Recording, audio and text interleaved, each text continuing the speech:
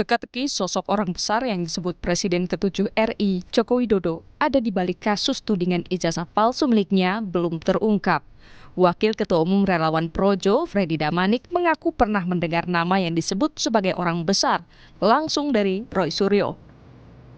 Tidak akan menyebut nama seseorang atau lembaga tertentu, tetapi saya pernah itu di dalam suatu media walaupun offline. Mas Roy pernah katakan kepada saya, seorang tokoh besar, dia bilang saya sudah ketemu dengan seorang orang besar, tokoh besar, beliau mengatakan saya dukung Mas, lanjutkan. Pasti dia di partai politik ya, dia punya apa namanya, dia memang berkuasa kan begitu.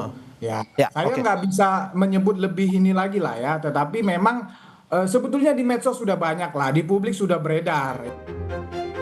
Sementara pengacara kubu Roy Suryo CS, Ahmad Kozinuddin, membantah dan menganggap itu fitnah kliennya yang seolah-olah menjadi pion perkara yang tengah bergulir soal tudingan ijazah palsu Jokowi.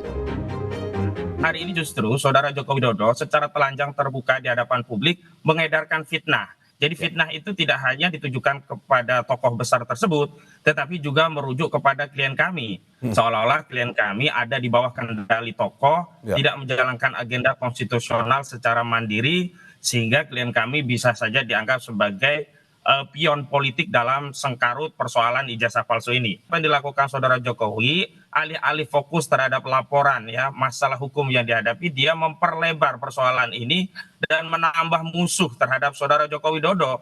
Harusnya sebut saja tokoh besar itu siapa. Belakangan sosok orang besar dikaitkan dengan baju berwarna biru. Menanggapi hal itu, Ketua Umum Partai Demokrat Agus Harimurti Yudhoyono membantah partainya di balik polemik ijazah palsu Jokowi. AHY bilang itu fitnah. Demokrat disebut-sebut di belakang ijazah palsu Jokowi. Apa tanggapannya Pak AHY? Tanggapannya Pak? Tanggapannya soal Demokrat disebut-sebut di belakang.